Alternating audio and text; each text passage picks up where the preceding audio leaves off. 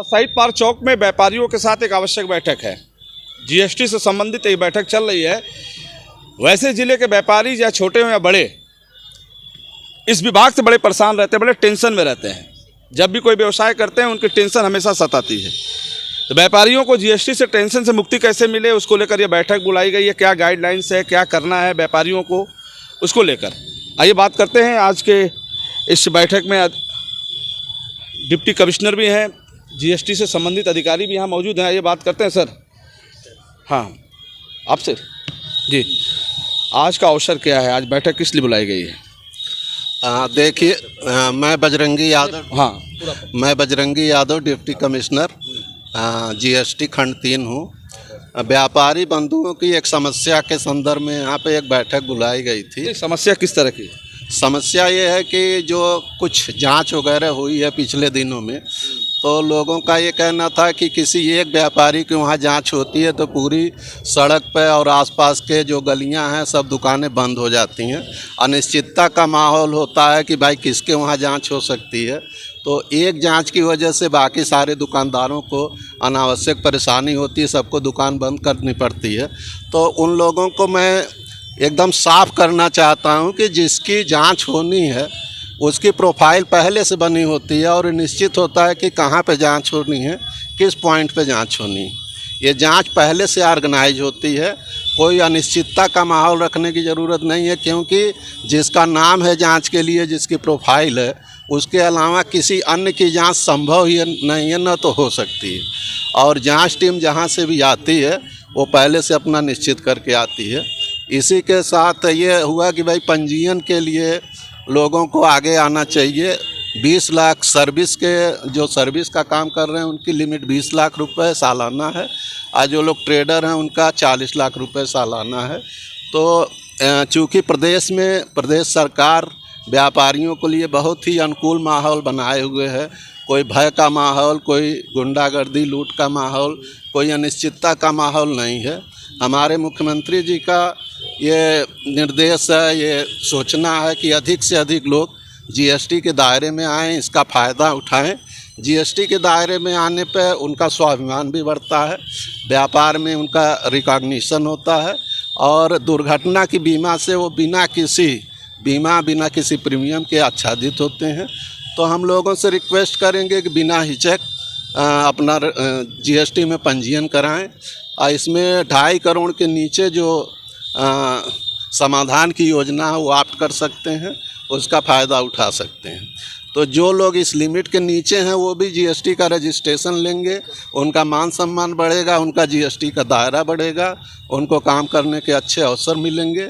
हम जीएसटी विभाग बलिया की तरफ से लोगों को पूर्णतः आश्वस्त करते हैं, कहीं कोई कन्फ्यूजन हो, कहीं कोई समस्या हो तो हम लोग हमेशा उनकी समस्या के निवारण के लिए तत्पर हैं।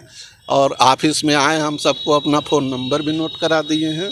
और कोई आपस में विश्वास होना चाहिए, हम चाहते हैं विश्वास बनना चाहिए, कोई उस तरह का अनिश्चितता का माहौल नहीं होना चाहिए। जो छोटे व्यापारी होते हैं, जैसे आपने कहा वो दायरे में नहीं है, फिर भी उनको रजिस्ट्रेशन कराना है, वो नहीं कराना चाहते, फिर क्या होगा? नहीं, हम उनको इनवाइट करते हैं, हम उनको प्रेशराइज नहीं कर रहे हैं। हम उनको जीएसटी के जो अनुकूल माहौल है, हमारे जो मुख्यमंत्री जी का लोगों का संदेश है ये कि जब आएंगे तो आपका जीएसटी रजिस्ट्रेशन लेने से आपका क्या है कि सम्मान बढ़ता है और बिना किसी परेशानी के आप कारोबार करेंगे। एक्सयूपी से माल बाहर भेजना है, मंगाना है, तो छोटे व्यापारी तो नहीं करते हैं। छोटे व्यापारी खुद यहाँ छोटा छोटा जीविका चलाते हैं, उनके लिए क्या? नहीं, हमारे ओर से कोई दबाव नहीं। यदि आपका 40 लाख से कम टर्नओवर है, कैसे तय होगा तो 40 लाख कर रहे हैं या नहीं?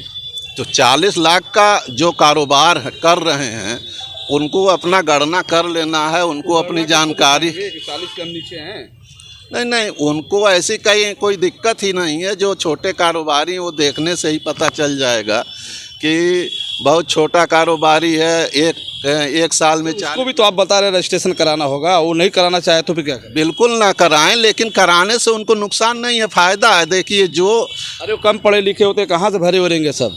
नहीं, तो देखिए आगे बढ़ने के लिए, आगे आने के लिए, लोगों को कराने के लिए हम उत्सुक करना चाह रहे हैं। बाकी कोई उनकी बाध्यता नहीं है। यदि 40 लाख के नीचे हैं तो कहीं कोई रोक नहीं है। और वो देखने से ही पता चल जाता है कि छोटे कारोबारी हैं, उनके पास अकाउंट है, क्या है उस महीना है साल साल भर का यदि टर्नओवर। दूसरी चीज़, कोई कर्जयोग्य माल का कारोबारी नहीं है, सब्जी अंडा फल बेच रहा तो उसकी कोई बात ही नहीं है। जो टैक्सेबल कारोबारी हैं उनके लिए ये लिमिट है, तो सामान्यतः उनको पता होगा। और इसके दायरे में कौन कौन, एक बार फिर बता दिए, इस जीएसटी के दायरे में कौन कौन व्यापारी नहीं है जो व्यवसाय की बात हो रही है? देखिए, जीएसटी जो है टैक्सेबल जो जीएसटी पे टैक्स है उन्हीं के लिए जीएसटी का कानून लागू होता है। अलग कौन है इसमें से? जैसे कोई दूध का कारोबार कर रहा है, कोई अंडे का कारोबार कर रहा है, फल सब्जी का कारोबार कर रहा है, खुले खाद्यान्न का कारोबार कर रहा है, हैं? पान वाले छोटे हाँ हाँ, इन लोगों को कोई ज़रूरत नहीं ना, ये लोग जीएसटी के दायरे से बाहर हैं। तो इन लोगों को तो वैसे भी जीएसटी के जो दायरे से बाहर हैं उनको रजिस्ट्रेशन की आवश्यकता नहीं है। और हम लोगों को केवल इनवाइट करना चाह रहे हैं कि भाई आप जीएसटी में रजिस्ट्रेशन लेते हैं, व्यापार के मुख्य धारा में आते हैं, तो अपने आप आगे बढ़ने का एक अवसर मिलेगा। बाकी कोई बाध्यता नहीं है। यदि उनको 40 लाख से कम उनका टर्नओवर है और कोई सर्विस का कारोबारी है उसका 20 लाख से कम है, तो उनको बाध्यता नहीं है। अभी जो आज जो बैठक चली इसमें लोग संतुष्ट हैं आपके बात से? भाई, हमारा रिक्वेस्ट है, आपके इस माध्यम से भी रिक्वेस्ट है कि देखिए, जब कोई जांच होती है तो उस स्पेसिफिक पॉइंट पे होती है, स्पेसिफिक प्लेस पे होती है जो पहले से निर्धारित है। और हमारे पास जो आईटी टूल्स होते हैं, जैसे मान लीजिए कि जब जीएसटी आप रजिस्ट्रेशन कराते हैं, बैंक खाता खोलते हैं, कोई कारोबार करते हैं, बिजली का बिल करते हैं, तो आपका आधार नंबर होता है।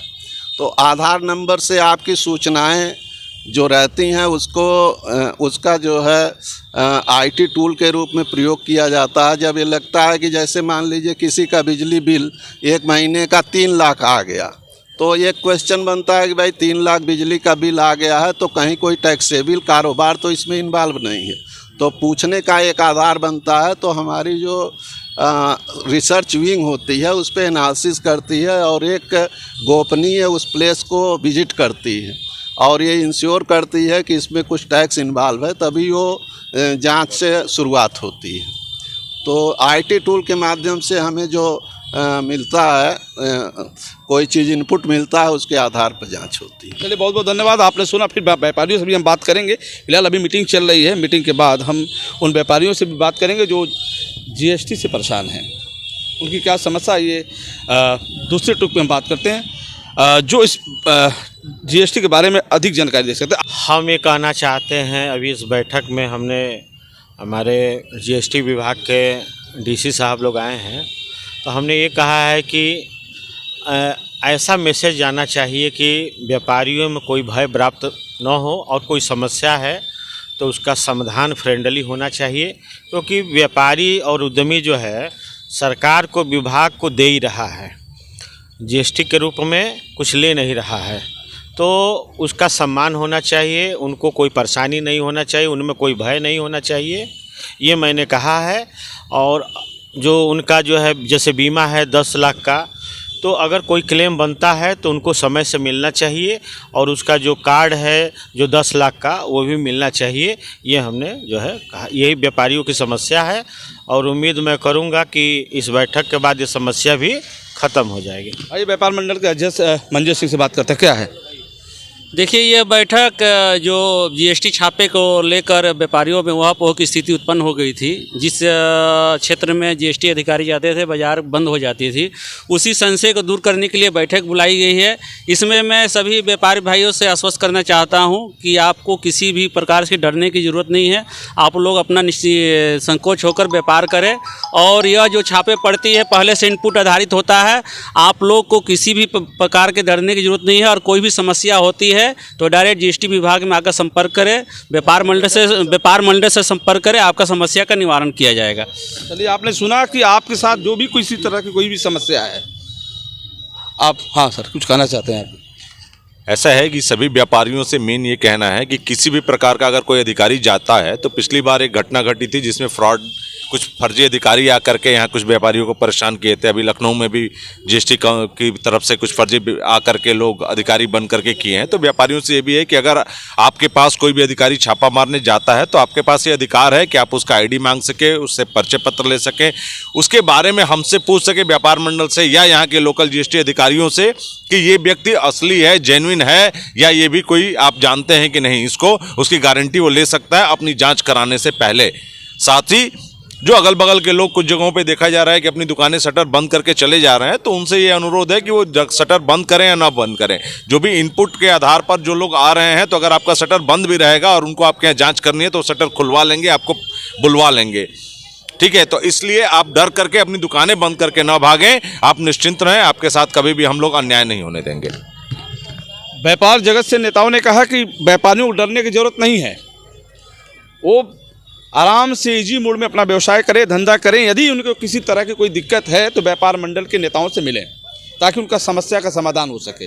फिर हम आपसे जुड़ेंगे, तब तक के लिए इतना ही। जुड़े रहें बलिया आजकल से। मैं रोशन जायसवाल, नमस्कार।